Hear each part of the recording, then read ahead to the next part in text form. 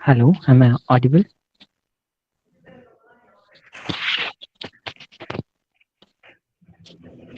Yeah, you're audible. Okay. Yeah. So, a very pleasant good evening to one and all. Today, we all have gathered here for our fifth official webinar of Events Connecting on the topic Making of Train 18 of Vande Bharat Express and Takeaways for Atmanirbhar Bharat. Events Connect is a student professional community in Instagram where all the students and working professionals will be able to know about the various events such as workshops, technology talks, seminars, webinars, scholarships, conferences, internships, job recruitments, and lots more. It started for the complete benefit of students and working professionals so that they will be able to know about everything they need to update their skills under a common platform. Our speaker for the day is Mr. Sudhanshu Mani sir, who is retired as the General Manager and leader of the Train 18 Vande Bharat project, Integral Coach Factory Chennai, and Fellow of ieee London. On behalf of one and all present here, let me please extend a warm welcome to you, sir. Thank you. Thanks a lot. Okay. Yeah. Also, we would like to appreciate and welcome all the participants taking time off your busy schedules to join us here today. We hope you guys will learn a lot today. We have lined up for you to be fruitful and engaging. So now I hand over the speaker to the I hand over the mic to the speaker. So please. Thank you, Madhav. And let me try to share my screen.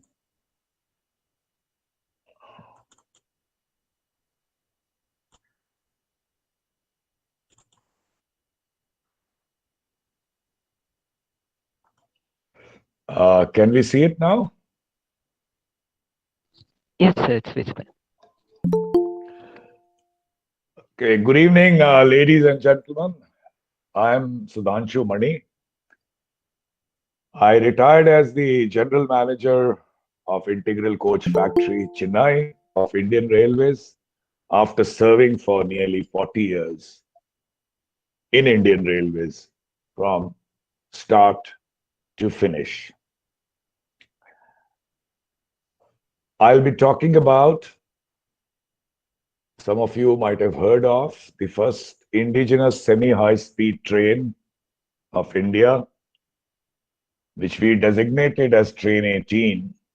And when it came into service on two sectors now, it's called the Vande Bharat Express. I have spoken about it many times when I get invited to speak at institutions or forums like this.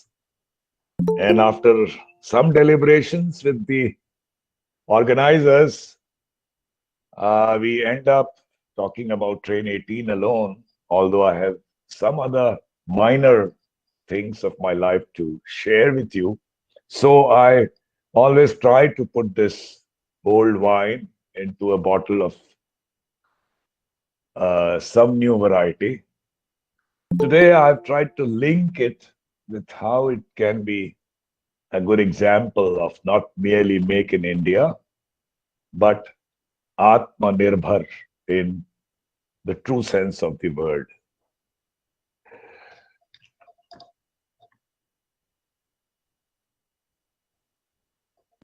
First of all, like it or not, as I say, as you see on the left of your screen, Indian Railways is an organization which you can hardly ignore, love it or hate it. And before I begin to speak, a disclaimer that since I'm hardly an accomplished speaker, I tend to borrow a lot from the wisdom gone by. And today I will try to borrow it from the wisdom of last 700 years, from my grand uncle to my great uncle to my near uncle, some poets, and let that wisdom descend on my tongue today. Attempt some banter And since Mr. Madhav has put me through a time regime, fortunately for you, I cannot go long and winding. But of course, as a railwayman, don't try to derail me because I have an inherent right as a railwayman to be derailed whenever I want.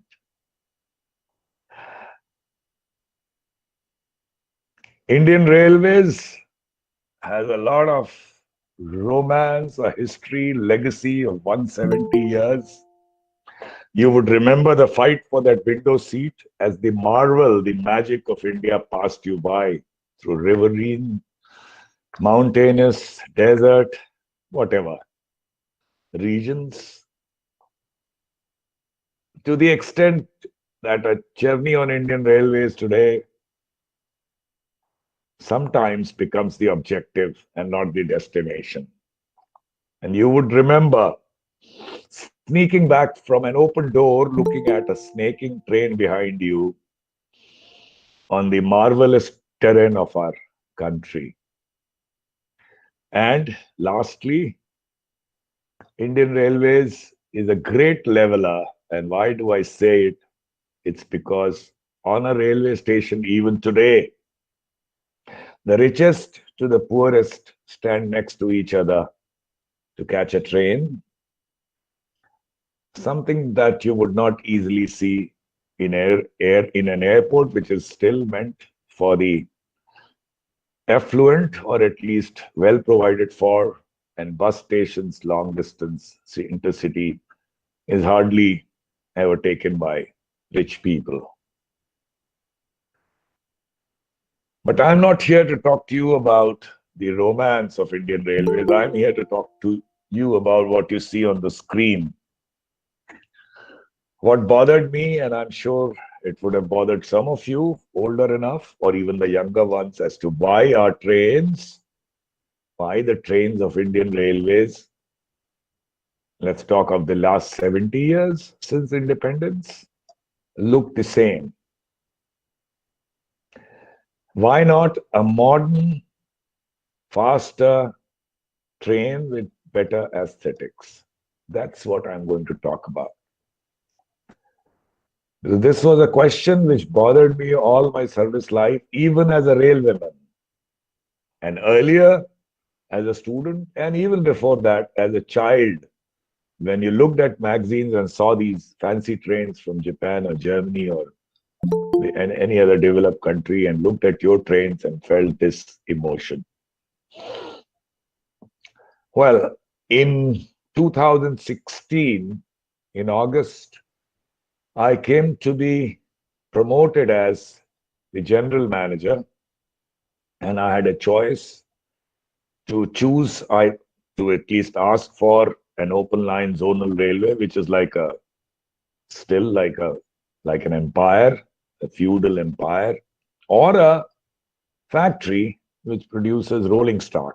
That time, Integral Coach Factory was vacant, and a couple of other zonal railways. Unlike so many of my colleagues who want to go to open line because it's more a symbol of power and authority than a factory, but I chose and asked for and got it easily to be posted as the general manager of Coach Factory Chennai, which was most likely going to be my last assignment on railways because I had 2 years and 5 months left precisely in August 2016.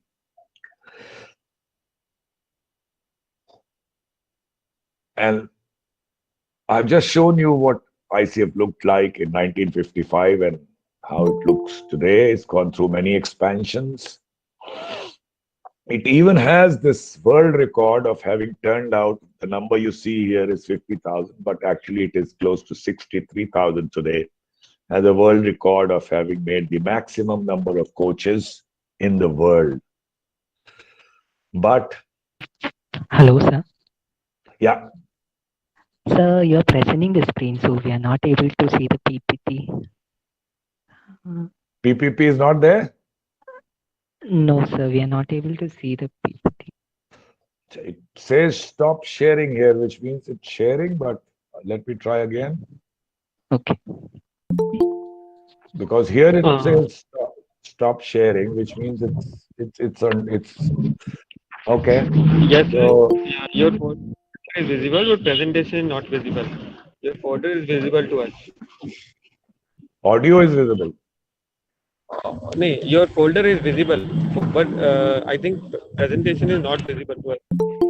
Yes, you're right. Your screen is already shared, but kindly open the presentation first. All right, I'll go back and try it again. 1 second.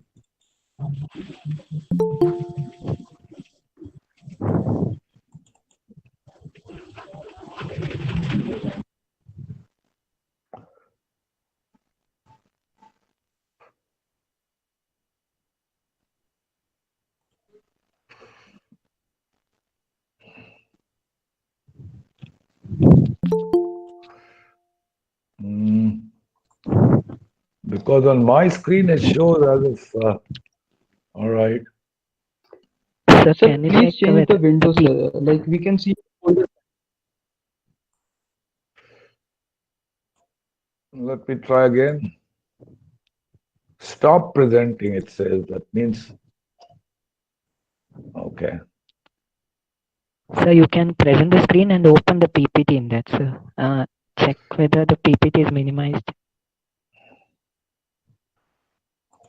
Uh, you are presenting. So it is not showing me the your presentation. You are presenting to everyone now. So let me stop sharing and come again. I mean that's how it will perhaps work. Okay.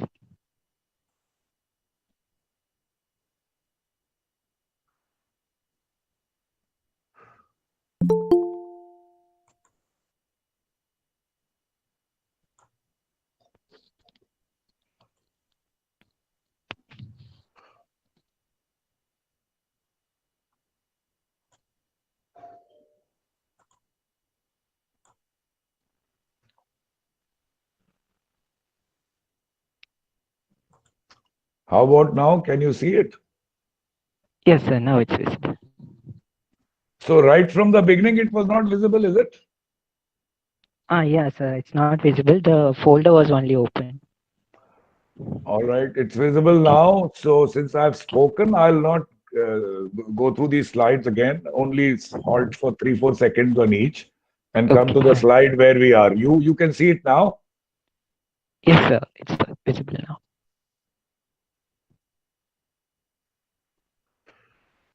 This was the slide where I said why not? I mean, why do we have the same kind of train for 70 years and not a modern, better looking, better aesthetics, speedier train? This was the slide about Integral Coach Factory as to what changes it has gone through. Expansion has the world record for having made the maximum number of coaches. But the vision, you can see it now, right? Yes, sir. You can see it, right? Yes, sir. Yes, sir. It's visible.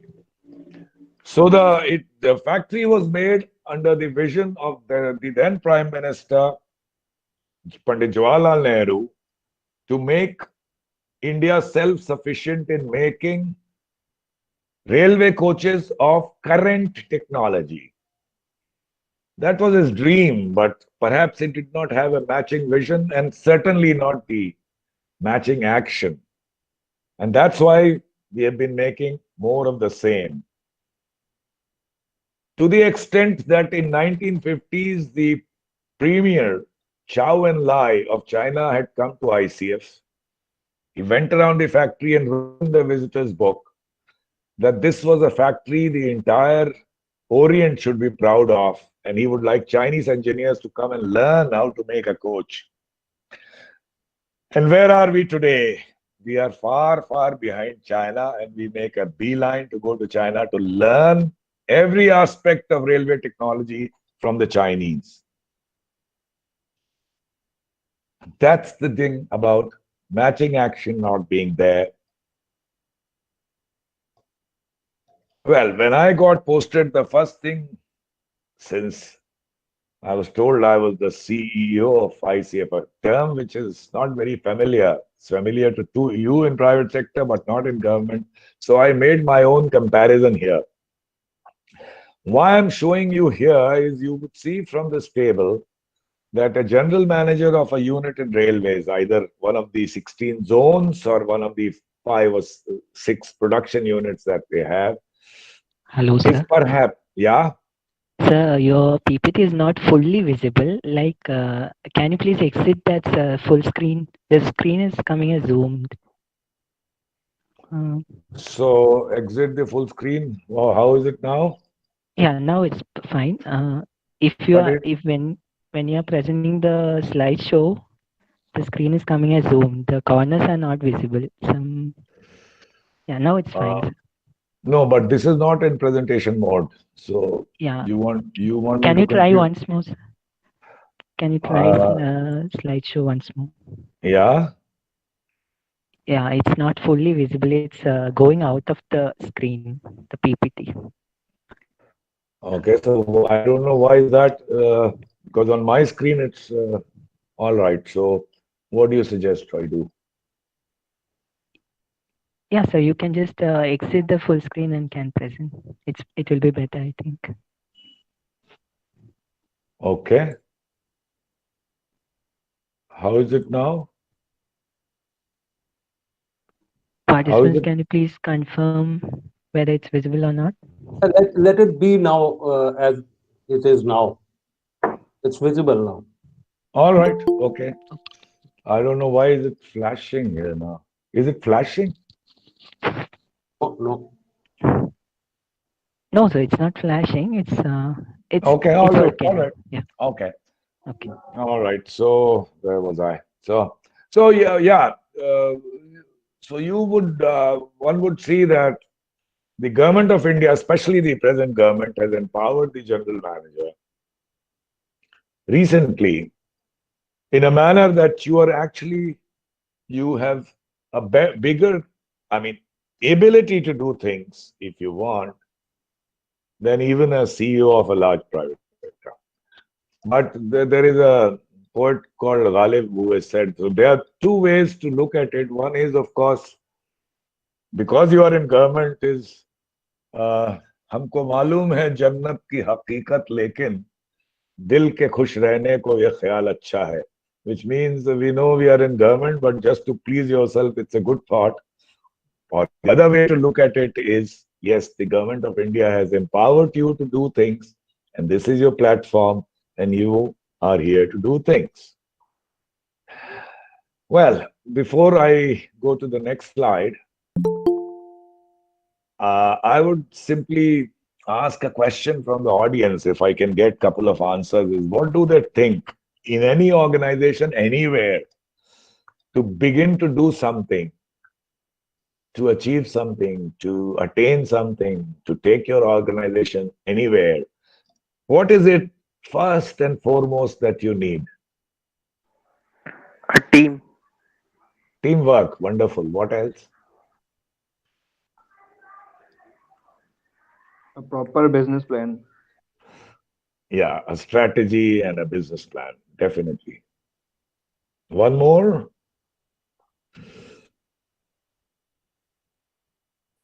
Authority to do the things. Okay, yeah.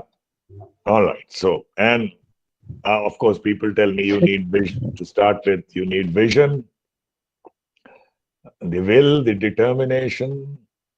You need empathy, teamwork, leadership, plan, Money. some money, of course. Yeah, you need resources. But I would like to tell you something which there's no hard and fast answer, but which to my mind is the first thing you need, and that is this. You have to start with love. And when I say love, I mean you love everyone you work with, above or below. And you love what you do. And in the process, you will obviously love the organization you work for. First principle. One poet like from my state has said that इस लब से मोहब्बत का एक लब से मोहब्बत का अदना सा फसाना है सिमटे तो दिले आशिक फैले तो जमाना है which means this word love has a very small story. If it shrinks, is the heart of a lover. But if it expands, it stretches, then it is the world. So, my advice and what I have practiced, it's not a panacea for all problems, but just a principle I practice is to start with love. And what does it, in a government organization, what does it translate into?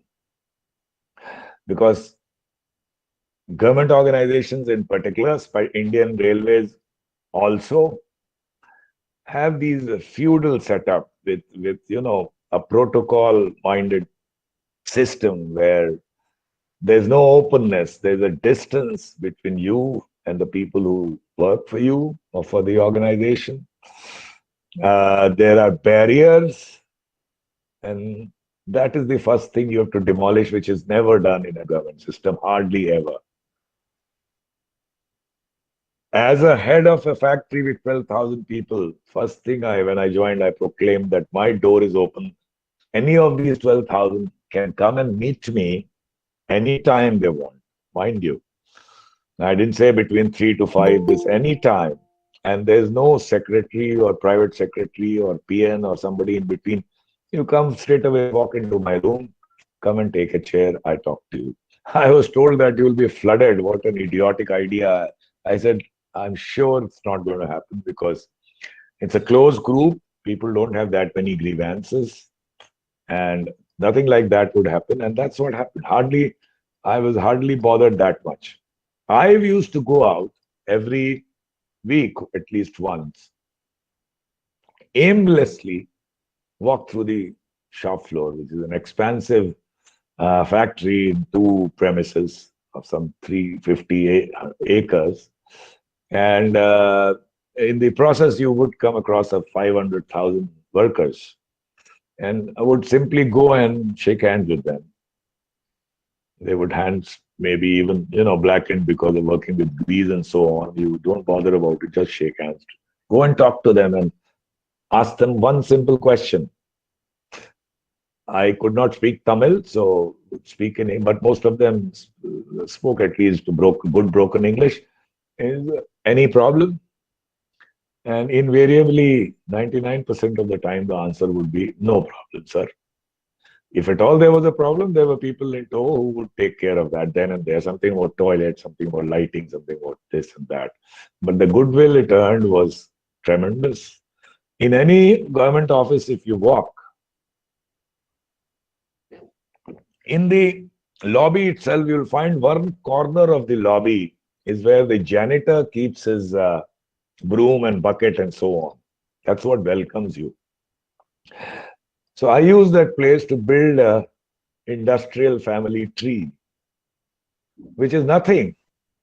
As you see on the left of your screen, 12,000 photographs of each and every worker of ICF. Nobody bigger or smaller, all in alphabetical order. And looking for your own photographs in this tree became a pastime with family at times, because the belongingness workers felt in the organization because of this simple measure and the goodwill you earned was tremendous. Another thing I did when I joined, these government officers, and I should say politicians, have a habit of inaugurating a facility and putting their own name on the plaque. Inaugurated on such and such day, in the gracious, by whatever, in gracious presence of whatever, and so on. I mean, that's a very bigoted, pretentious effort to immortalize your name, although you hardly deserve it, because it's the government money which you have used to build a facility, or maybe your predecessor did. Now, ICF had a budget of 10,000 crores or so, and every week, some facility or the other would get created, anything worth 5 lakhs or above. And I had laid special stress on that. But I said every single inauguration would be done by the senior most staff working in that section. We'll have a plaque in his name. We would have his family invited over to witness the event. And that's the man who's given his 25, 30, 35 years to that section or that area. He is the one who's going to really feel proud when he sees his name on a plaque. In my 2 years and 5 months, we did 540 such inaugurations, and except some larger facilities where we called some luminaries, we had these 500 different people from members from the staff inaugurating something. As you see on the picture, that's the 500th inauguration of inaugurations done by a staff member again. That's like winning over 500 people. And all of them, even if had a friendship with five, that's 1/4 of the factory won over by the single measure, which cost us nothing except a little bit of empathy for everyone. And before doing that, I told the chief engineer one day, before within 2, 3 days of joining, that go and count the number of plaques which we have, on which some railway officer, some GM, some chairman, railway board, or somebody has put his name while inaugurating a facility. Count them and tell me. So he didn't know what I was up to. He counted and he said 80, 85. I said, no, I'm talking of last 50 years. So please go and count again. Next day he comes. By the time he realized that I'm going to do something drastic, but still he counted and he told me it was something like 155 or some such number. I said, by evening, please extract all of them and throw them in the dustbin, because that's where these people belong. No malice, but a simple message to people that we as government servants are servants. We get a salary, we do our job. And why I put staff's name in inauguration is, I already told you, is because the true pride associated with that work. This I have only told you as a simple example of what I say start with love, which is love is an euphemism for a simple matter of empathy. It's has to be calculated and contrived, because human beings are not made to love naturally. Let me tell you this. This has to be calculated, thought over, and executed. It is not something that would come naturally to you. And if it doesn't come naturally to you, don't feel as if you are different. You are exactly what a human being feels. But as a leader or as a manager, you have to cultivate this. I hope the screen is visible. No problem at this point. Yes, sir, it's visible. But there is a caveat, because you all, everywhere, you may not have 100% of people who would respond to that love. Some of them don't deserve it. Uh, when I say some of them don't deserve it, because if you have if you if you remember, or if you have read Romeo and Juliet, you would remember what the bard said. And the bard said to Juliet that don't waste your love on somebody who doesn't value it. There would always be 2%, 3% like this. With them, you have to come with a heavy hand. As you see you on the screen, loving doesn't mean any tolerance for indiscipline. The kind of people I list here,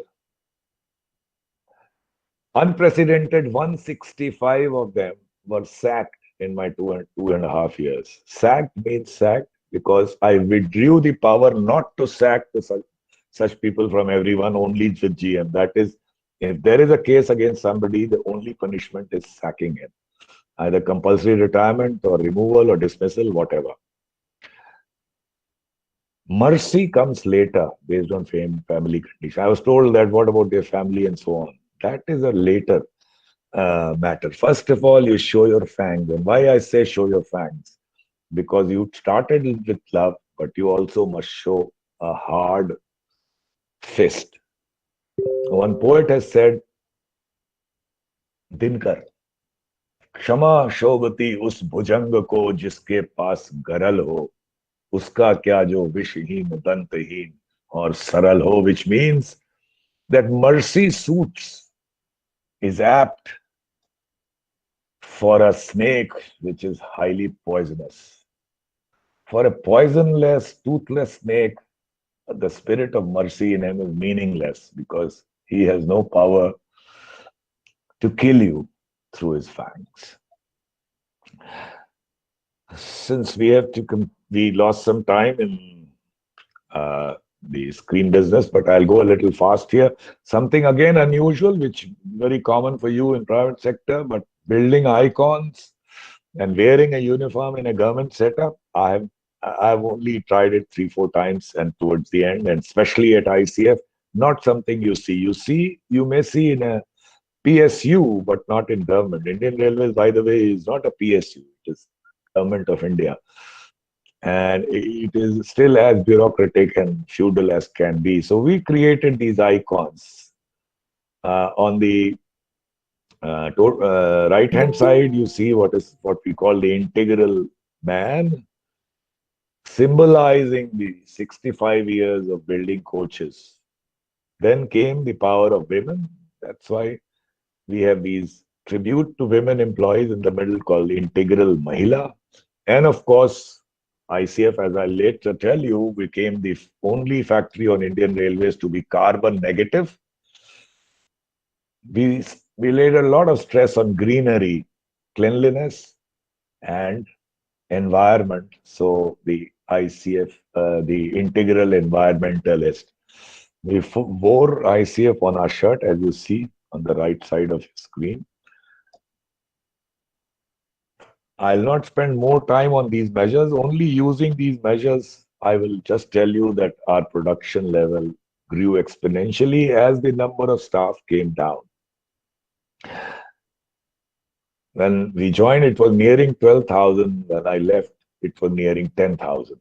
And all this time, production level went up. Not by any miracle, only two means. One was simple outsourcing, even, of course, in non-core areas, but also in core areas. The staff of ICF, through the practice of years, could do a quality job, but it's a fact, no shame in accepting it, that the productivity of a government employee is certainly lower than a contracted employee. That's a bare fact, and why not exploit it for our good? A good mix of that and many measures devoted specifically in technical terms and work study terms to improve productivity through system of working. And that's why when we made 2503, we became the biggest factory in the world. Earlier, it was biggest numbers over years. Now it's the biggest factory in the world to make railway coaches. When we made 3262, it was way above the second one, somewhere in China. And now ICF is geared to make as many as 4,500 coaches a year. Due to COVID, the number would have come down this year, but that's the capability. The only factory to be carbon negative, as I told you, we, through solar and wind installations, we generated some 13 megawatt of renewable energy, whereas the factory and premises consumed about 12.5 megawatt. So effectively carbon negative. We cleaned up a lake which was dirty, smelly, lying for 30, 40 years, not even visible, cleared the weeds, made it like a picnic spot right in front of the main admin office, whereas GMs had come and gone and did not realize that they have a lake next to them, which was used to dump all the sewage from the nearby colonies, which we stopped. I was harangued by the local MLA from DMK as well as the local MP from AIDMK, but I put my foot down. I said, spending my money, I can build outlet for these unauthorized colonies and so on for their sewerage, but it's not going to get dumped in my lake, which I will prove to be the lifeline of at least this township. Last year I had retired, but I understood in Chennai in 2019 there was such a water shortage, but this was the only lake which still had water. And what you see at the bottom, I can fool you by these nice words, but pelicans, which had not seen this lake for 35 years, started descending on the lake twice a year. And the entire premises, through spending hardly 5 to 10% more money than the contract, we made it totally free. Totally means 93% free of any landfill diffuse, because we made our own compost in these sheds here. And in Chennai, you can sell off the uh, recyclable waste, which can be used for many other means. All the refuge from the colonies and the factory would go straight away for recycling, either composting or recycling. Only 7% used to go to landfill, which used to be upward of 50 or 60% earlier. Dilapidated old colony, tried to improve it, but still became one of the cleanest colonies in the city of Chennai. We encourage public art because it exhilarates, it motivates, it intrigues, and it's good for motivation and teamwork. To the extent that today, if you go to the factory, you'll wonder whether it's an art gallery in a factory or a factory in an art gallery. Laid a lot of stress on empowerment of women and made 20 plus, I think it was 30 or so, exclusive gangs, because women themselves offered to work exclusive to prove that they can work better than men. So in Hamlet, if Shakespeare has said that frailty, thy name is woman, it is something which is totally invisible in ICF, because women there are able to produce an output, if not better, at least equal to the men. And a kind of heavy fabrication, building an entire coach on their own, which we started, was something I have not seen in any factory in the world. Mind you, I have spent three years on an assignment in Germany. Individual, strong women driving a crane, driving heavy equipment, yes, but this kind of collective working to build an entire coach, I'm yet to see anywhere. And the kind of pride these women had when they got a lot of coverage in local media was phenomenal. And last thing before I come to nitty gritty of Train 18 is we build a lot of sports facilities because large budget, and made ICF premises one of the single premises with the best sports facilities in the city of Chennai, all in 2 years. And we also devoted some time for incremental improvement in looks of the trains. For example, the continuous window AC coach, immediately with little bit of innovation, made it look much better than it used to. And we, for coaches for Kolkata Metro, export to Sri Lanka and so on, we devoted a lot of time, energy, design, effort to get out of this rut of more of the same. Coming to Train 18. Now, you know what's a train.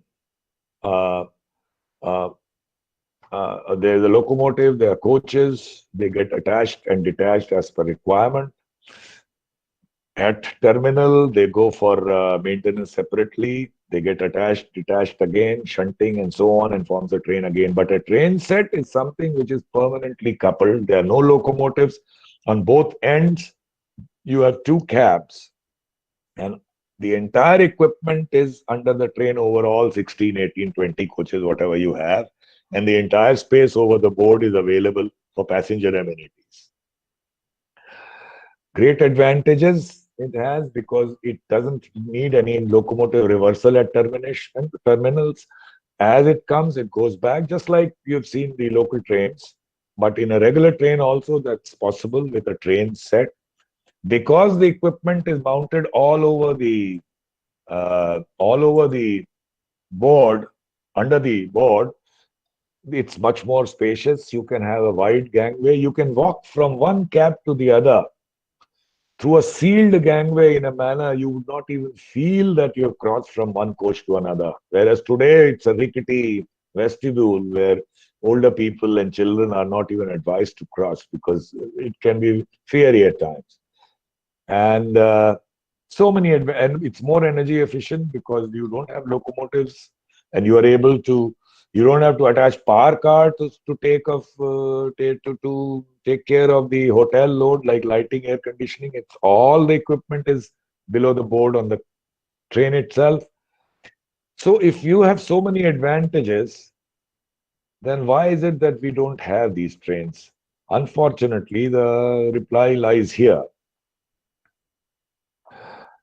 uh, there is a department which maintains the coach. There is another one which maintains a locomotive. Now, this train set is neither a locomotive nor a train. So, who's going to own it? That battle for turf war between departments became more important than what the country needed. I used to say that we must bury this internecine warfare business and give the country what it deserves. But mine was a lone voice because for last 25, 30 years, no country worth its name in railways builds in this speed range other than anything other than train sets. But we continue to build the kind of trains we had. Another problem was a lobby which would want import, and the other lobby which didn't want train set would not let them import. So this cycle was going on, debate and so on, but no modern train. Discussion started in early 90s, and this is what I'm talking about was is the case even today, but this is what ruled in 2016. And that's where I come to this simple slide is all of us as citizens have so many concerns.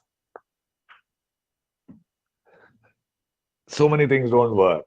And it's good to have your concerns as a citizen. But in all these milieu of concern, you forget that there's a small circle which is your circle of influence, and that's where you can do something. We forget that, and we always talk about the larger circle. Like a poet has said that, see, there's a Chinese saying that says, "Don't curse the darkness, light your own candle." शिकवा जुल्मत शब से कहीं बेहतर था. Shikwa means complaint, Zulmat means darkness, Shab means evening.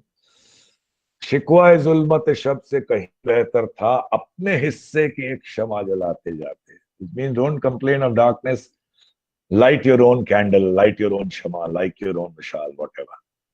And this was the time I was at. I had a very competent group of officers and staff, rearing to go, but ennui written all over their face because for decades they were doing more of the same. No challenge, and all the design and manufacturing skills they had learned were lying dormant. This was the time to let me fulfill my dream. Somebody else would always tell you, live your dream. Well, that's easier said than done because you can live your dream, but you have to first live, which means you have to first look after your bread and butter. I would qualify it by saying that never let your dream, fire of your dream be extinguished because you never know when the opportunity presents to you. And when it does, you should be ready to realize it. That's where I was. And then I talked to this great team that I had inherited. I had this dream. I also had the vision, I think, how to go about it. I had the fortune of this great team, which I did not set up. It somehow I got them when I was posted there. I had the opportunity now heading this great factory, but there were doubts. And what were the doubts? I was told that you may be a powerful GM, but you need a sanction from the railway board to make trains. So I said, well, I'm your leader. That's not something great. I'll go to the ministry and get you sanctioned. But foolhardy that I was, I ran into a lot of roadblocks because the members of the board thought I was spinning a yarn, trying to build some story of my own. Don't mean really mean business, not something which has been done. And it will be a waste of time, kill imports, and so on and so forth. The chairman of railway board was somebody I had worked with. I just went to him and I said, "Do you think I and Integral Coach Factory can do it?" He said, "Yes, I think you can do it, but other board members are not letting me do it." I said, "You are the chairman railway board. If you think we can do it, give me the sanction of only two train sets. You import whatever you want. I will build you a train which would cost near about one third of the import price." And then I lied. I said, "I'll build it for you before you retire," which was in July 2018. And this discussion was going on in March of 2017. And then, for good measure, I did this. I said, "If you're not going to give me this sanction, I'm going to fall at your feet and grab it and not leave it till you give me the sanction." Uh, a simple message here, ladies and gentlemen, is somebody someday will definitely kill your vanity. It is better you kill it yourself today. I got the sanction that evening. I come back and I tell it to the team, and they said, "Yes, that's great. We are all excited, but we're going to spend 200 crores making it. If there's a failure, who would be the scapegoat?" I said, "I'll be retiring in 21 months from now." From this was in April 17. And if there is a failure, I take the blame because I am retiring. What will they do to me?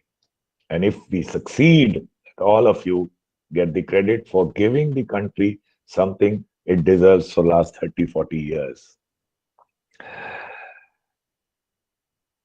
You must attempt. As my uncle Shakespeare has said, our doubts are traitors and make us lose the good we oft might win by fearing to attempt. गिरते हैं शहसवार ही मैदान जंग में, वो तिफल क्या गिरे जो घुटनों के बल चले. Which means days of your crawling on your feet are over. You'll also be like mounted soldiers, and together we will build this train and we'll build it like never before. That excited them, that settled it.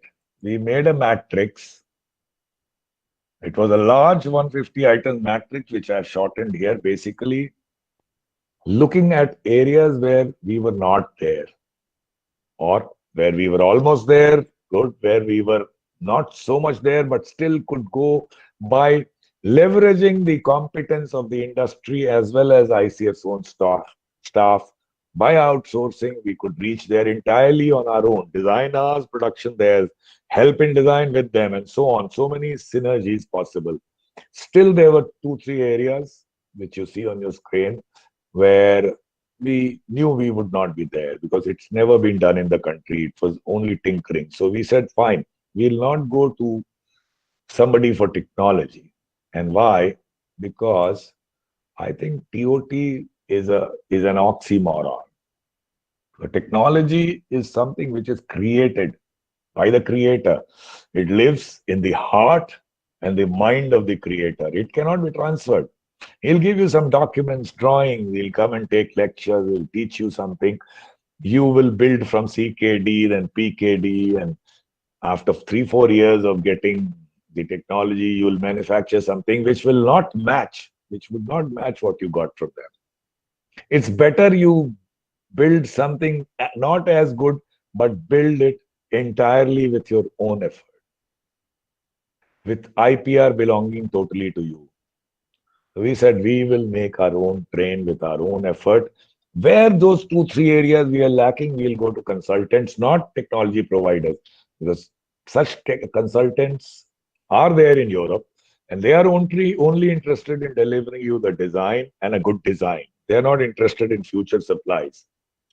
Only condition we put that all the design work, every word that you write, every line that you draw will be done with our staff, either sitting next to it or on video conference, so that the complete know why and know how is available with our staff. And next time round, they are able to do it entirely on by themselves. And that's why I say the fool doth think he is wise, but the wise man knows himself to be a fool. Better be, after all, as the fool says in 12th night, better a witty fool than a foolish wit, which means that matrix where you know you're not good enough, accept and go to superior intelligence. Only thing you have to make sure when you're spending government money, learn that knowledge must come to you totally, and not like these TOT contracts where every 10, 15 years we go back to some other fellow to give us the technology. We're never current, never there. The last doubt was this, and I'm nearing the end of my presentation today, except 3, 4, 5 minutes on Atmanirbhar, is uh, a project of this magnitude from concept to manufacture, concept to design, engineer, manufacture, turn out, world over takes about 42 months, 3.5 years. And that's what it should take if you do a systematic work. But we didn't have the luxury of going systematically. So they said, we are in April 17, this great team of staff, you retire in December. We have purchased this trouble for ourselves, trouble within quotes. But the next leader comes and says, why did you do that? Why are you taking this risk? Just keep doing more of the same. Who asked you to do it? What would we see? What would we say? And the manufacture would have just started. It's a 32 to 36 to 42 months project. I said, yes, that's a problem. I don't want to leave you in the middle of something, middle of nowhere. So let's think about it. And I said, we are Indians, we can work hard. Our minds have still not reached the Western standards, gentlemen, but we can burn our midnight oil. We can do 24-hour working, including talking to these consultants sitting in Poland and France and Spain, according to their time. So my regular work time is going to be morning till 10 a.m., 10 p.m. at night. And that hard work will make sure that we'll do something which has never been done, is turn out this train before December 18. That is 21 months from now. Create a record there, and your doubts are settled. And that excited everyone more. And to remind everyone that this train is going to go out in the calendar year 2018 itself, we said from today, we will call this train 18. In the end, it lived up to its name twice, because in exactly 18 months, we were able to turn out the train. Starting April 17, turn out October 18. Rest of the story was basically a lot of hitches and glitches, but synergy all the way. Basically, good management of HR, nothing else. And it was finally turned out. It broke the speed record of 180 during testing. It satisfied all the parameters. There was so much of excitement in public, in railways, everywhere. We never knew we were doing something so great. We thought we were just making a train, but we got so much of love and affection from the countrymen. And then we realized what we had done, because we had made just a train, but it was something totally of our own. And that's why we got this love. And it was not a Make in India product. We had latched on to the Make in India slogan to get everyone on board. And it was then touted as a great Make in India example. It is running in service on 2 sectors for nearly 2 years, trouble free. And before we go to question and answer, I'll just tell you very briefly about what is Atmanirbhar, but it's kind of Q&A for you right now. Well, are familiar what you see on the screen. These are the measures taken by government where Make in India was mutated into Atmanirbhar by the PM himself. And these were the measures and the results. But is it really Atmanirbhar? I would like to understand from some people from the audience as to what they think Atmanirbhar is. Can we, Mr. Madhav?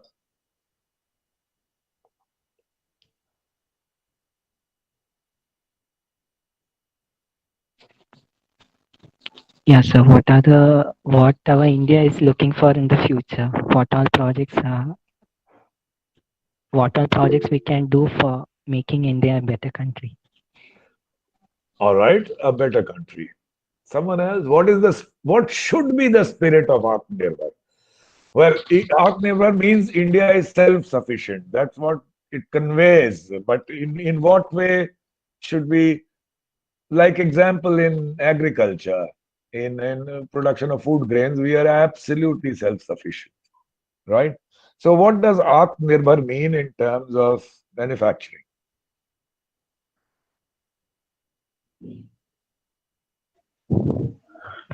Sir, we should focus more on made in India, not make in India. Like the everything, the technology should be made in India. The Yeah, IP, everything, like the yeah. train 18 example, sir. Okay, good answer. One more answer if I can get from somebody.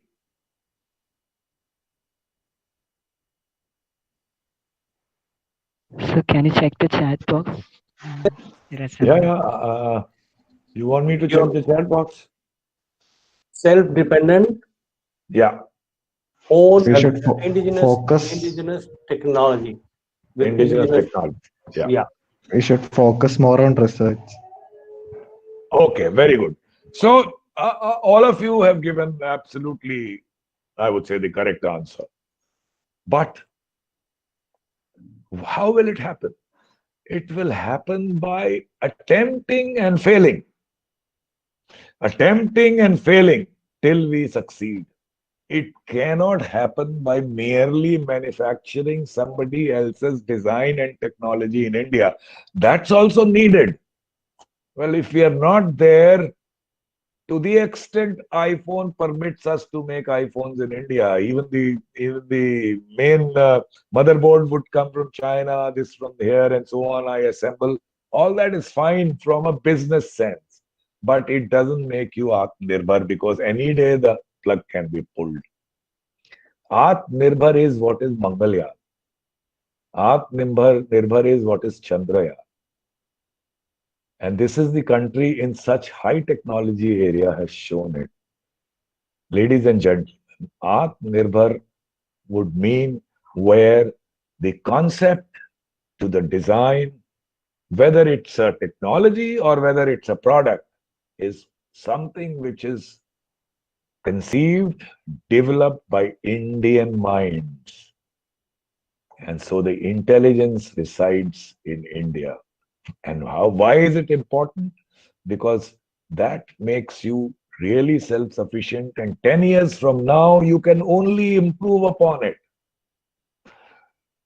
You may fail, but as they say, failure is a ladder to success. But if you get everything ready-made and just manufacture it, imagine that's what we have been doing for 70 years. And every 10 years, we go back to them and beg them for their technology once again. Maybe we pay them for their technology, but it is never really ours. That's the true spirit of Atmanirbhar. All this the government has done is about easy credit, rise in aggregate investment, even to some extent, although they say that it's not happened, is to generate demand, put money in people's pocket. All that is fine for the industry. For Atmanirbhar, let the thousand minds of this country flourish. We'll give them a platform. And why am I talking about it here? Because Don't expect the private sector to do it. Private sector has to do it, but private sector has to look at the bottom line as well. I'm skipping through these slides, but because we are already nearing our time, but this is this is so important here. It has to come from government because government is a big spender. And today, wherever government spends, I don't want to give examples, but there are examples galore where just to be on the safe side, it's a level playing field which is skewed towards imported design. I should say it should be a level playing field skewed heavily towards indigenous companies. Assign a rate 50%. 50% purely imported proven stuff, 50% for Indian companies to experiment. Small example again, battery buses. I'm not even giving you a railway example, it may be misconstrued. Do you know that I can understand batteries because they are raw material issues? But do you know all the drive and control system for battery buses? They all come from abroad, totally imported. Why? Why is that? If this country can make drive system and control systems for a complex train, for all locomotives and so on, why is it that we are so sheepish in giving this job to certain companies, some young people, to let them develop, maybe even pay them a little bit more? And our slant is to pay them less, let them develop, and we hardly encourage innovation. That's the bottom line. And that's why I said that's the takeaway from Train 18, because Train 18 is not something great. I mean, compared to Mangalyaan or Chandrayaan, it's nothing. It's just a train. But it only demonstrates that if the government, and I underline government here, is willing to go out and encourage the private, our our own people definitely from the factory, but also the private companies, make them a partner, let them feel the pride. It's not all only about money, and use their stuff, use their designs, be prepared for failures. That would be true Atmanirbhar. Since I burst time already, I would stop here and this presentation would be available with Madhav. If somebody is interested, I can easily part with it. I had given examples about how China achieved it. China may be a bad word, but you can always learn from your enemy as well. Today, China has reached that position. We are where Japan was in late 40s or early 50s. We are where China was maybe 20 years back. But unless we adapt what they did by encouraging innovation, rest of the things, investment and so on, definitely matter. But the government has to show the way, and I'm sure private sector would follow. If we miss the bus, we will remain a net importer of technology, and Atmanirbhar would be nothing but just a hype. Thank you very much. Yes, Madhav. Yeah, thank you, sir. So, if you have any doubts, you can ask it in the chat box.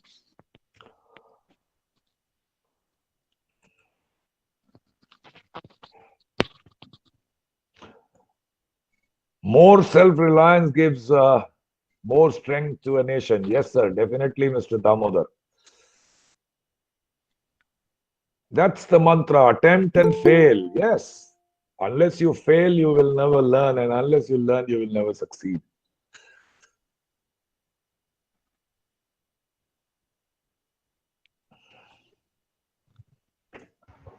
Hello, sir.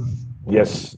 Sir, do you think any government will take this initiative? Because initially, to show results, it will definitely take some few years for research because it is a very lengthy process.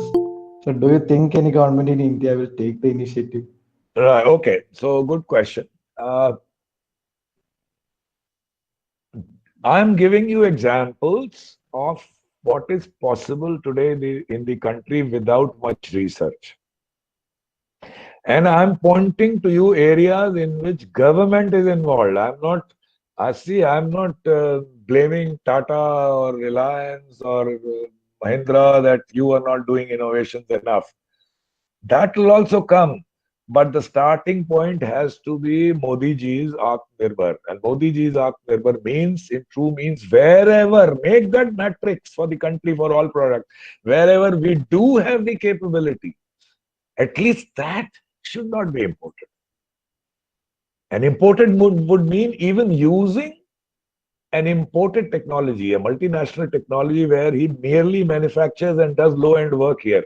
Use it, 50%, but rest has to be ours. So I'm talking of areas where you can do today, but you're not doing. I gave you an example of battery truck. Similar is the example of solar technology. Do you know that, okay, solar cell, it was invented in US, and today 60%, 65% of solar cells are manufactured in China and Yeah. none in India. And do you Yes. know the control system and for the inverters? It's all imported. Why? If for large drives for certain machines and trains, if the solid state system is made in India, why can solar systems if I was there, I would say that uh, for if you import the solar system, sorry, the control system or the inverters for solar system, there would be a levy of 10% or some such thing. Just a number. That means force them to do it here. And that's not something in which we require great research. Once we have this and we build this culture, research would follow. Definitely. You need research. And this is not taking you at par. This is only trying to exploit what you already have. Or you have 90% of it. 10% gap has to filled up by attempting and failing, attempting and failing. And maybe you will attempt and may not even fail. Yes, sir. Yeah. Thank you. Yes, sir. There was one question from Ankit. Uh, Yeah. Sir, I wanted to know that the picture of bogies, interior and exterior design of the coach is available in the internet today. Can't we use that and try to make by reverse engineering that Mhm. type of product in India for Indian Railways? And if we do like that, what problem we will be facing technically? Okay, so I'll answer your second question first. That is IRY. It's a good question. Every railwayman asks about it. Unfortunately, at that time, I was working in the locomotive designs, not so much in coaching designs. So I don't have a direct answer, but I there is a feeling that IRY 20 coaches was a good initiative, and it was largely indigenous with the help of consultants. There is a feeling that, and I can't confirm it. It's my feeling, and I've heard from people was actually suppressed because it would have come in the way of import of German coaches. But let's leave it at that. It is even if it is true, it's past. The first question, well, reverse engineering is also something that we have been doing. So we have to rise beyond the capability of reverse engineering. After all, these bogies that we have are all reverse engineered, tinkered. For the first time, an ab initio bogie. Bogie means the frame which carries the wheels and is responsible for the ride and carries the weight of the coach. For the first time, it was designed ab initio with the help of consultants. With my long-term view, and I hope it's true, is that next time we need to design a bogie for 200 to 220 kilometers per hour, it should be something that ICF should be able to do on its own. That was the takeaway. It was not a simple contract that you give me drawings and I manufacture it without knowing the know why a certain line or a certain recess or a certain whatever feature has been done in a certain manner. So reverse engineering is nothing wrong in it. That's how we have been surviving also. It has to be done at a larger scale. But the culture of ab initio design must come. And again, government has to encourage it by placing orders. Private sector is more capable of it than government. But private sector needs government to order them in a preferential manner if they're serious about Atmanirbhar. Do you think you got the answer, or you still have a doubt? Thank you, sir. Thank you for your answer. Welcome. Yes, another question from Rohit. What are the key similarities and differences between an EMU and Train 18? Okay. Yeah. So one of the things that people who know railways would also always tell me is, what's so great about Train 18? It's just an EMU. I said, you are absolutely right. It is nothing but an EMU. It was just a matter of somebody to come and attempt and put it in the shape and form on the main line like we did. Nothing great after all. So what's the difference? So EMUs usually is a generic term, which means electro multiple unit, which Train 18 is also there. Is so, except the differences that you can count is, first of all the equipment is underslung below the board, whereas in Bombay EMU, you would see a lot of equipment which is placed on the board itself, taking away space. Then it is something which runs at double the speed of EMUs you use in suburban trains, because that is fit for about 100. This was made in a manner that it can be upgraded to 200 kilometers also, or it can be done by ICF through their effort. So it is essentially, as a generic term, nothing but an EMU. Even the 350-kilometer train that would come from Japan for high speed is also an EMU to that extent. But it's just that EMU is more for suburban or intercity. This is for long distance, and with a lot of features which make it more passenger friendly. Yeah. Now Thank you, sir. now even EMUs, which we after Train 18, we made the EMUs and MEMUs with underslung. That means underslung equipment. That means even for suburban areas and MEMU, which run between close by cities, to have all equipment under the board. And again, available from one end to the other throughout. You can walk from one end to another without any barrier of any kind. So that concept from EMU comes to Train 18. The Train 18 concept goes back to EMUs and NEMUs, and that kind of transition it's gone behind a couple of years, but it was there when, by the time I left and had proven these concepts. Yeah. Thank you, sir. Welcome. Okay, sir. So another question from Aman Khan. Can we Yeah. expect T22 or beyond in our Indian railways? Okay, so I mean, it's there is a little bit of politics involved here, which I'll not get into. Another plan we had was, when we conceived Train 18, was what we call Train 20. Now, Train 20 was essentially a lighter weight, improved version of Train 18 on drawing board, except that the electrics would have been same, except that the body would have been aluminum instead of stainless steel, which would make it lighter. Aluminum is more durable also compared to stainless steel. Aesthetics are better. And above all that, it's lightweight, so energy efficient. But that kind of long aluminum profiles, although India is perhaps the biggest aluminum producer in the world, but that kind of manufacture of profiles is not done in India. And globally also, it's 3, 4 companies which make those long profiles which have to be welded together to make the entire coach body or the underframe. So we had gone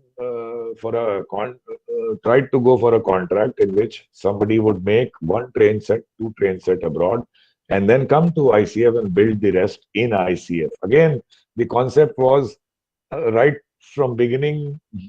And then my people would have ICF people would have worked on the train, so that even during the execution of the contract, complete training takes place in manufacture. And while they would have designed, our people would be sitting there with them. This was the type of contract which we had envisaged, and we hoped that it would have come in by this time. It would be prototype would be under testing, and that's why we called it Train 20. But for certain reasons, the contract never came through, and no movement has taken place towards the aluminum coaches after that. But it is the future; it has to come. It if today somebody sees sense and tries to go for aluminum coaches. Some attempt has been made, but those are doomed to fail. Something similar to what we tried, maybe modified, improved. I would say if somebody takes it up seriously today, then there is a good chance to have, even now, a good chance to have a train 23, not 22. Yeah, it's not possible in 2 years. So that's, let's hope for a train 23.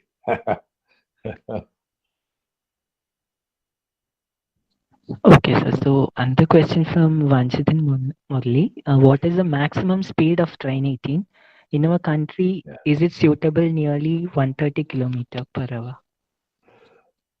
No, so the only track which has been certified for 160 kilometer per hour is between Delhi and Bhopal. That too, not the entire stretch, some part. Konkan railway track also can be, with tinkering, be made fit for 160. Other than that, most of the track is only either much less or wherever Rajdhani Shatabdi run, like Howrah, Asansol and similar sections, is for 130 kilometers per hour. Now, so train 18 was designed to run at 200 kilometers per hour for testing, so that it could have cleared an operation at 180. But we knew there is no 200 or 180 kilometer track in India, so we would run it at 160 between Delhi and Bhopal. It's another matter that the train, for maybe political reasons, was run between Delhi and Varanasi, where the maximum speed allowed is only 130, maybe 140 now. But to answer your question, with very minor tinkering in the suspension, only the suspension, nothing else, the train can be suitable for 200 kmph testing, operation 180 kilometers per hour. With some major tinkering, but alone, but tinkering only, not redesign, it can go up to 220 kilometer per hour testing, which means 200 kilometers per hour operation. But there is in foreseeable future, we don't have any possibility of such a track in India. Right now, the concentration is somehow to improve the track up to 160. All these 130, 140 kilometer track to go to 160. I don't know how much time that will take. The work is on. Progress is not very good, but hope that happens first, so that we can at least have some uniform operation of 160 kilometers per hour. Train is there, track is not. And it's not easy to make that track. Train was comparatively much easier because track means huge investment. Train did not need that kind of investment. Here it needs massive investment for fencing, improving the track, and so on. So there is some plan for that, and let's hope it happens soon. But it's not going to happen in 1 year or 2 years. It will certainly take more than that. Sir, your opinion about the bullet train, which is Your audio made was. by Can you repeat? Your audio was not very good. about bullet train coming, Why don't the you put bullet it train in? coming. Yeah, go ahead. Sir, your opinion about the bullet train which is coming between Bombay and Ahmedabad? Okay, okay. Very good. See, you see, again, like train 18 and train set, debate started in early 90s and did not end till in 2016. Debate had not ended. I just took it upon myself, fell at the feet of chairman and decided to make two trains. There was no railway board policy to make it. No, nothing. No decision. I just begged for a sanction, took it and made it. And later we had so many fathers. But that's a fact. Similarly, except USA, and that even now USA also you cannot count because they're going to have high-speed train in Vegas to LA. Either all the developed countries or certain medium income countries, Turkey, Morocco, Malaysia, Thailand, all of Vietnam, all of them going to have high-speed trains. Developed countries already have. In my opinion, the discussion before even building the first track and train should not take place. This kind of, you should not say India is not like all these countries. I mean, why is India so different from all these countries? Don't debate, make one. Let one be made and shown, or at least, or maybe two, and then have all the debate. And if you find that the clientele is not good, if the tickets are too high, if environmental impact is too high, if there are other, it doesn't make economic sense. Like some people even said, build two large airports and run a plane every 10 minutes, Ahmedabad to Mumbai, and it will take care of more passengers at a fraction of the cost. Many such discussions are there. Debate after building one. You see,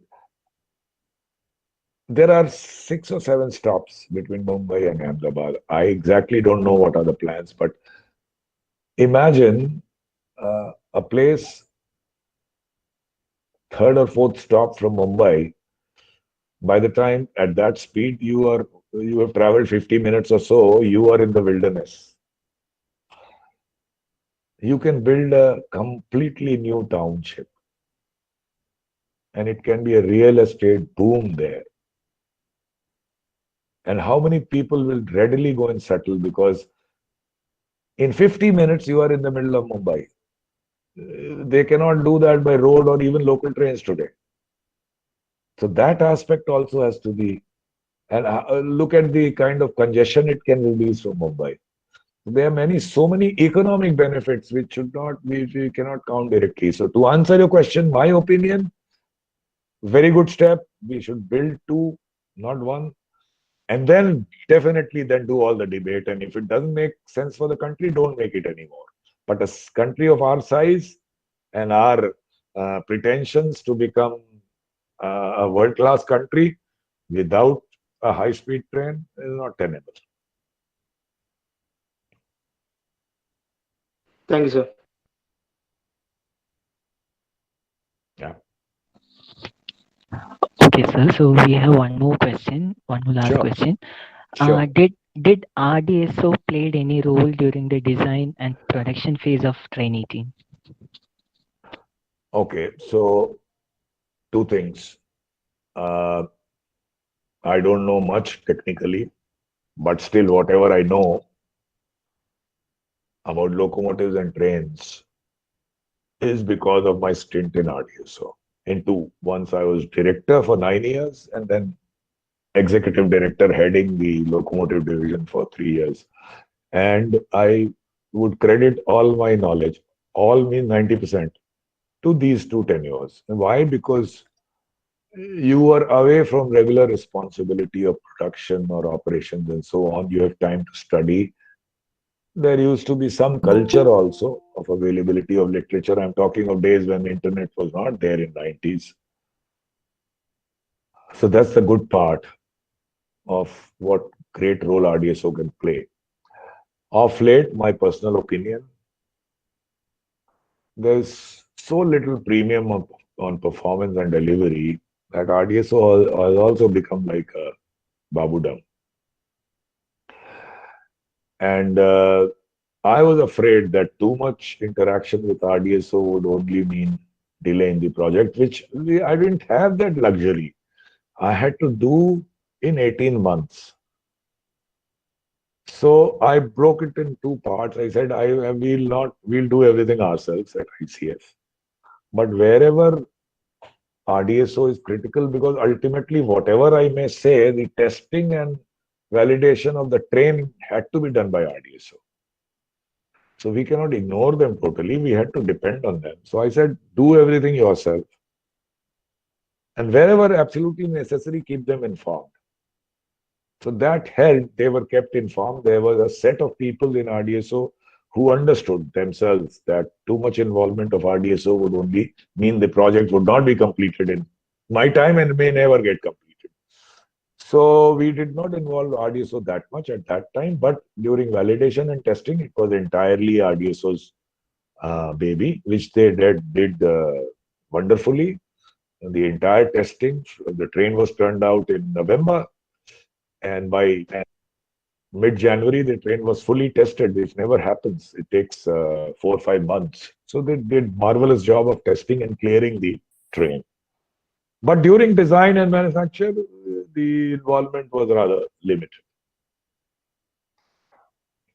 Thank you, sir. Thank you. Yeah.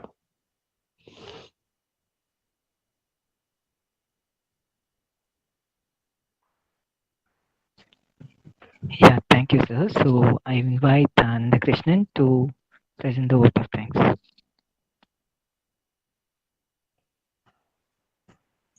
Good evening, sir. Um, on behalf of Events Connect and my own, I extend a very heartier gratitude to Speaker Mr. Sudhanshu Mani, sir, retired General Manager of Integral Coach Factory, Chennai, and leader of Project Train 18.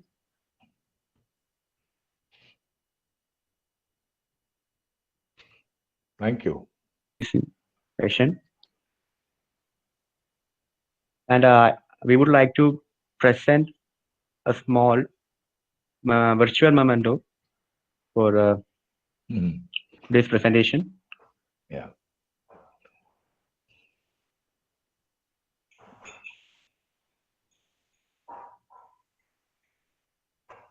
Can you see it, sir?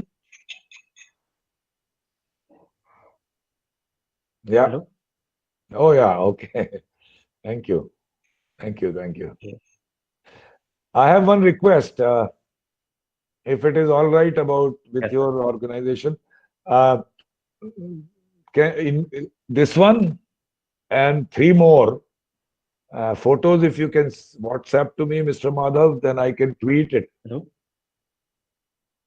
Sure, sir. I will be doing that. Can you give it today so I can tweet it latest by tomorrow? Yeah, sir. I will be mailing you today itself. Okay, thank you. Wonderful. Then I can tweet it and put Yes, it sir. on my It will be Facebook. sent to you right away. Yeah. Okay. Thank you so much. It was a pleasure. Yeah, thank you, sir. Thank you all and good night. Thanks, sir. Thank you, Mr. Mani. Welcome, sir. Thank you. Thank you. Bye-bye. And Bye. I would like to thank all the participants for joining on this session. For getting more updates, you can check our chat box. Thank you, sir. Thank you, everyone. Bye-bye. Thank you.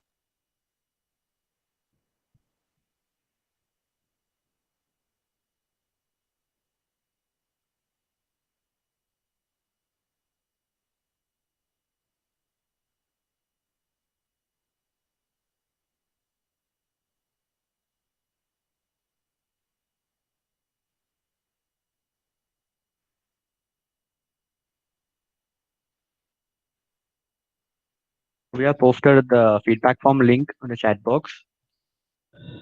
Please fill it in order to get your certificates. Thank you.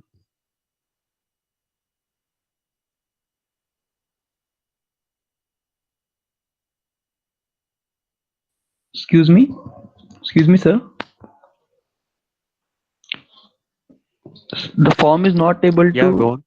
Yeah, the form is not accepting the responses. Let me check. Okay. Yeah.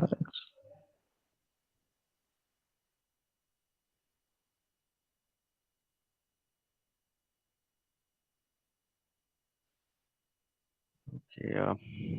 There must be some problem. I'll check it. Okay.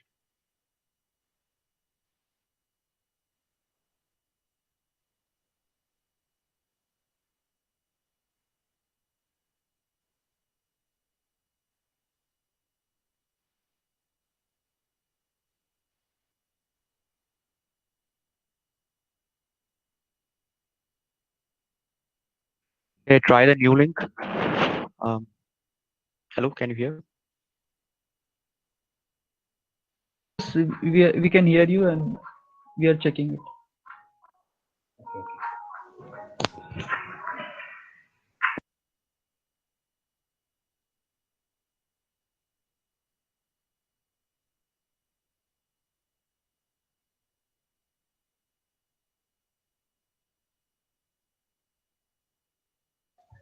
Yes, it's working.